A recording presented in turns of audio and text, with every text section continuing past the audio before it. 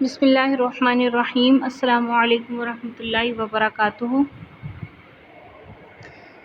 لسان القرآن اول للصف الاول الدرس الرابع عشر۔ طالبات، آج ہم اسماء الاستفہام پڑھیں گے۔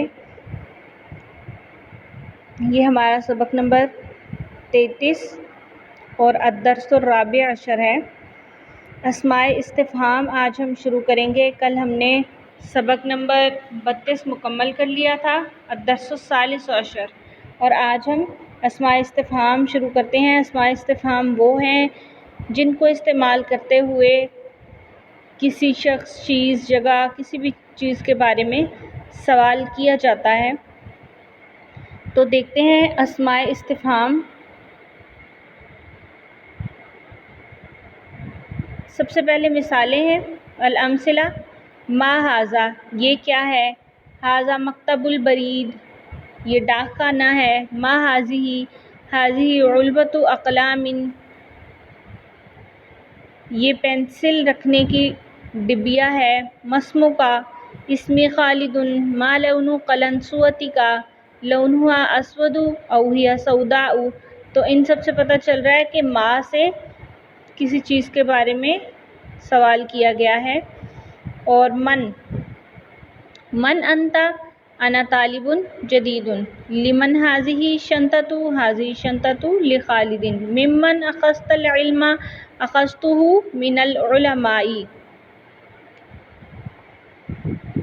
أين بيتك، من أين أنت، إلى أين أنت ذاهب۔ كم كتابا في يدك، كم روبية عندك۔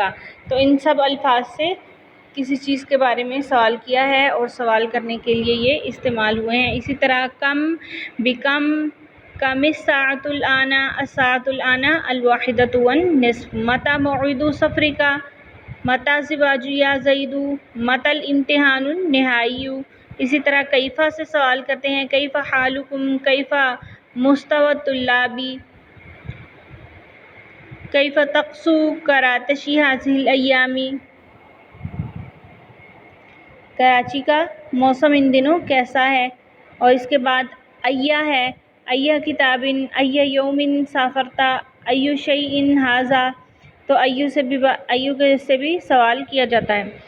شرح و تفصیل دیکھیں۔ ما، کیا، ما کے ذریعے غیر عاقل کے بارے میں سوال کیا جاتا ہے۔ غیر عاقل اشیاء کے بارے میں ما سے سوال کیا جاتا ہے، جیسا کہ یہ دیکھیے، ما ھذا، یہ کیا ہے۔ ما ھذہ، یہ کیا ہے، یہ غیر عاقل اشیاء۔ ما اسمک، نام کیا ہے آپ کا، تو نام بھی کیا ہے، غیر عاقل چیز ہے۔ ما لون قلنسوتک، آپ کے ٹوپی کا رنگ کیا ہے، تو رنگ بھی کیا ہے، غیر عاقل چیز ہے۔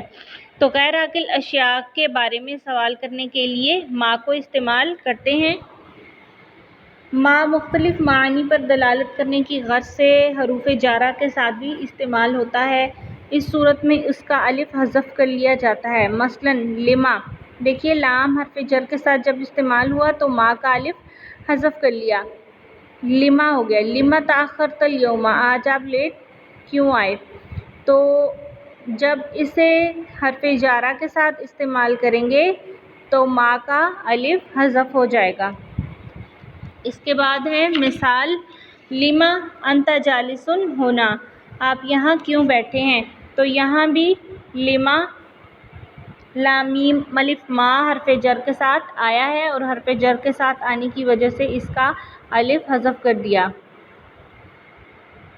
لما کی بجائے لماذا بھی استعمال ہوتا ہے، لماذا تأخرت اليوم۔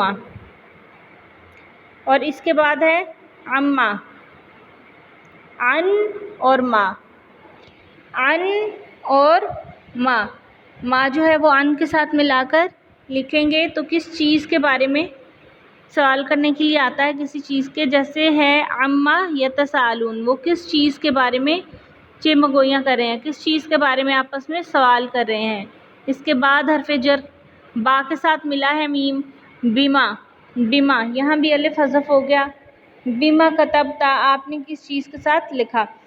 تو حرف جر کے ساتھ مل کر آئے گا ما استفہام کا، تو اس کا الف حذف ہو جائے گا۔ اس کے بعد ہے من، من بمانا کون، من کے ذریعے عقلاء کے بارے میں سوال کیا جاتا ہے، یعنی عاقل چیزوں کے بارے میں من کے ساتھ بھی حرف جارہ استعمال ہو سکتے ہیں، جیسا کہ مثالوں سے واضح ہے، جیسے لمن، اور یہاں آپ نے پڑھا من کے ساتھ بھی حرف جارہ آئے ہیں، من کے ساتھ لام حرف جر آیا لمن، اور حرف جر آیا ہے من کے ساتھ من، تو من کے ساتھ جب من کو ملا کر پڑھا تو یہ ہو گیا ممن، ٹھیک ہے۔ اسی طرح ما کے ساتھ ساتھ من بھی حرف جارہ کے ساتھ ملا کر پڑھ سکتے ہیں۔ نمبر 3 ہے ہمارے پاس اینا بمانا کہاں، جگہ کے بارے میں سوال کرنے کے لیے آتا ہے۔ نمبر 4 کم، کتنا، کم کے ذریعے مقدار یا تعداد کے بارے میں سوال کیا جاتا ہے۔ کم کے بعد آنے والا اسم مفرد، نکرہ اور منصوب واقع ہوتا ہے۔ قیمت کے بارے میں سوال کرنا ہو تو اس کے لیے بکم میں استعمال ہوتا ہے۔ نمبر 5 ہے متى، متى بمانا کب، متى کے ذریعے وقت یا زمانے کے بارے میں سوال کیا جاتا ہے۔ کیف، کیسا، کیف کے ذریعے حالت یا کیفیت کے بارے میں سوال کرتے ہیں۔ یہ تمام اسماء استفہام مبنی ہے، البتہ ایون معرب ہے، اس کے اعراب جملہ میں اس کے موقع محل کی مناسبت سے بدلتے رہتے ہیں۔ تمام اسماء استفہام مبنی ہے سوائے ایون کے، ایون معرب ہے، اس کے اعراب جملہ میں اس کے موقع محل کی مناسبت سے بدلتے رہتے ہیں۔ اس کی تفصیل انشاءاللہ بعد کے ابواب میں آئے گی۔ صرف اتنا جان لیجئے کہ اس کے بعد آنے والا اسم اس کا مضاف الیہ ہونے کی حیثیت سے مجرور ہوتا ہے۔ اس کے ذریعے غیر عاقل ای کتاب قرأت، عاقل ای رجل ھذا، وقت ای یوم سافرت وغیرہ کے بارے میں سوال کیا جاتا ہے، یعنی اس کے ساتھ عاقل، غیر عاقل اور وقت کے بارے میں سوال کیا جاتا ہے۔ اردو میں اس کا ترجمہ کون سی، کون سا، کس سے کیا جاتا ہے۔ اس کے بعد ہے ہمارے پاس قاعدہ، اسماء استفہام کے ذریعے کسی مبہم چیز کے بارے میں سوال کیا جاتا ہے اور یہ جملے کے شروع میں واقع ہوتے ہیں۔ اسماء استفہام مندرجہ ذیل ہیں، یہ آپ نے یاد کرنے ہیں۔ تمام اسماء استفہام کے اسماء استفہام کون کون سے ہیں اور یہ کن مقاصد کے لیے استعمال ہوتے ہیں۔ من عاقل کے لیے استعمال کیا جاتا ہے، ما اور ماذا یہ غیر عاقل اور کسی چیز کی حقیقت کو جاننے کے لیے استعمال ہوتا ہے۔ متى اور ایانا، متى اور ایانا یہ دونوں وقت یا زمانے کے لیے استعمال ہوتے ہیں۔ اس کے بعد ہے اینا اور انا، اینا اور انا یہ مکان کے لیے آتے ہیں، کہاں، اینا کہاں اور انا بھی کہاں، جگہ کے بارے میں سوال کرنے کے لیے استعمال ہوتا ہے، کسی جگہ کے بارے میں۔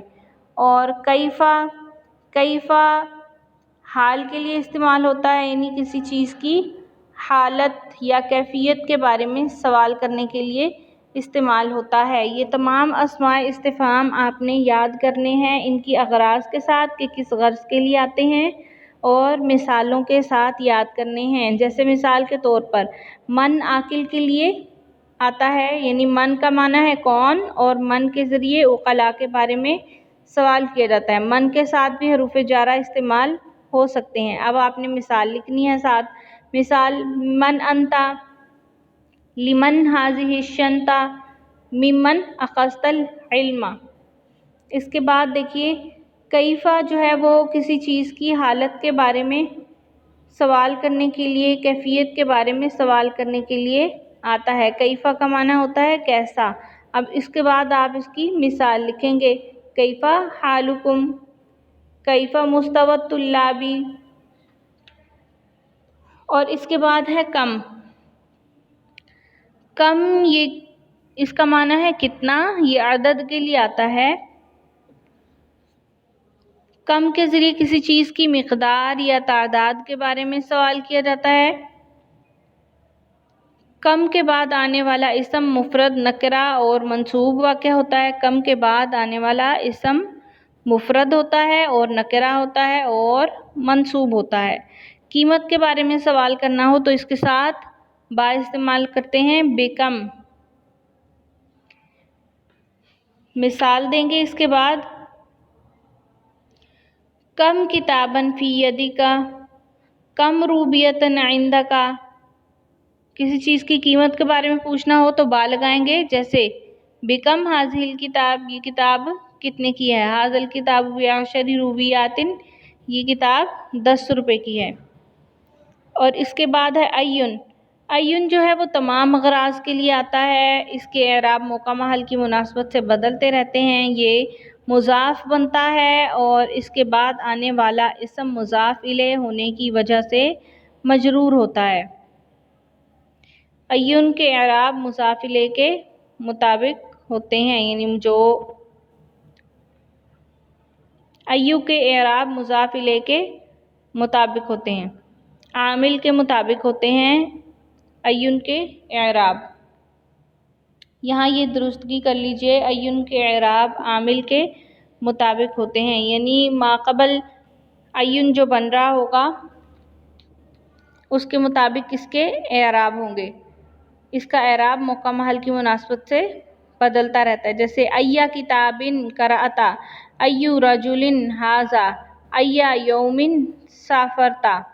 تو اس کے ایون کے اعراب موقع محل کی مناسبت سے تبدیل ہوتے رہتے ہیں۔